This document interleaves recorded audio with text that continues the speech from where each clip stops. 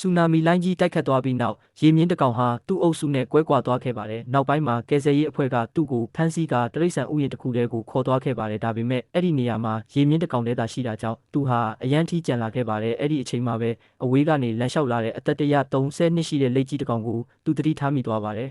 ။လက်ရဲ့အရွယ်ကြီးမားတဲ့အညိုရောင်အခွန်ကြောင့်ရေမြင့်လိုပဲသူမြင်တာပါအစပိုင်းမှာလက်ကသူ့ကိုတိတ်လက်မခံချင်ခဲ့ပေမဲ့နောက်ဆုံးမှာတော့သူတို့နှစ်ကောင်ဟာအကောင်းဆုံးမိတ်ဆွေတွေဖြစ်သွားခဲ့ကြပါတယ်။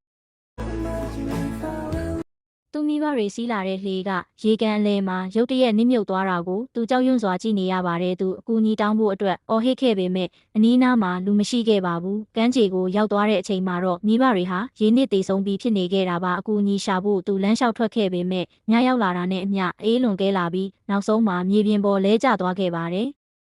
ဒါပေမဲ့နောက်နေ့မနက်သူနိုးလာတဲ့အခါမှာတော့တောတိုင်းဘီဘာ3ကောင်ကသူ့ခန္ဓာကိုယ်ပေါ်မှာအိတ်လျက်ရှိနေကြပါတယ်။ကယ်ဆယ်ရေးအဖွဲ့တွေနောက်ဆုံးသူ့ကိုတွေ့ရှိချိန်မှာတော့ဘီဘာတွေကသူ့ကိုနှွေးထွေးအောင်ထိန်းပေးထားလို့သာအသက်ရှင်နိုင်ခဲ့တယ်လို့ပြောကြပါတယ်